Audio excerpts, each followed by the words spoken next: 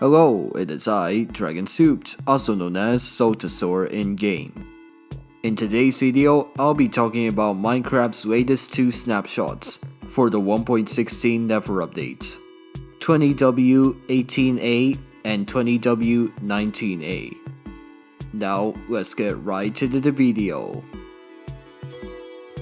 Firstly, 20W18A brings a few minor tweaks to the game. Starting off with blocks, some visual and mechanical changes have been made to redstone dust in this snapshots. On the aesthetics end of redstone dust, a block of redstone dust on its own now resembles a cross, similarly to how it looked in earlier versions of the game. In addition, the hitbox of redstone dust in this snapshot has been changed to be more accurate to the actual shape of the redstone dust. In terms of actual gameplay changes though, redstone dust will now only power the sides of the blocks that it is connected to, and wires going up blocks will also now provide power to the side of the block it is redirected to. From this snapshot onwards, redstone dust will also always provide power to any blocks that it goes over, even if the redstone dust is at a low power level. And the final change in this snapshot is that redstone dust can now be redirected using targets. And alongside the redstone dust changes in 20W18A, chain blocks can now be waterlogged, twisting vines and weeping vines now only drop 1/3 at a time, which can be increased by the fortune enchantment, and always drop one vine when broken with shears or silk touch. The penguin banner pattern has been renamed to the snout banner pattern. Only one strider can now ride another strider at a time. Zombified penguins riding striders now no longer despawn.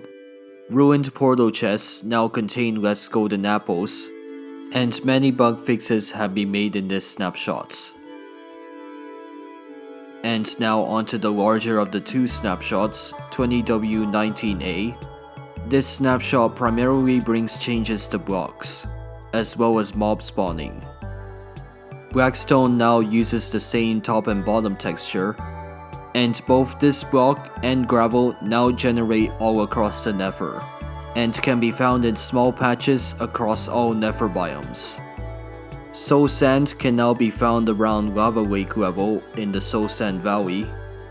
Twisting and warp vines now grow less when affected by bone meal.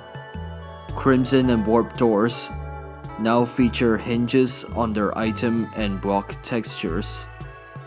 Redstone dust now shows particles along the entire block. Nether sprouts can now only be obtained by shears. And finally, crimson and warp roots alongside Nether sprouts are now randomly offset, similarly to grass and flowers in the overworld. In terms of mob changes, all mobs now closely follow mob spawning caps when they spawn in naturally. This change should hopefully make your worlds less likely to be overrun by mobs. In addition, all mobs now no longer spawn on wither roses. As for mob-specific changes, all forms of fish, except for guardians and elder guardians, now have their own mob cap. This means that you'll be seeing more mobs in the ocean than before the Nether update. Penguins and hoglins have also been affected in this snapshot too, as they will now undergo zombification while in the end. You can now check how far you have traveled by strider in a Minecraft world by the statistics menu. And finally, unemployed villagers, or villagers that haven't worked in a while, will now contribute towards spawning iron golems. 20W19A also brings some more technical changes, which I'll list down right now. Bastion remnants are now slightly less common, and Nether biome distribution has also been changed. Item categories in the creative inventory are now no longer shown as bold, and compasses alongside clocks now no longer work while in the recipe book menu.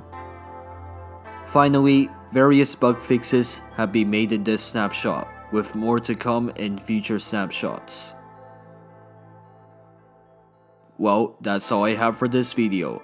Make sure to leave a like, comment, and subscribe, and be sure to check out my other videos too. This is Dragon Suit, signing out.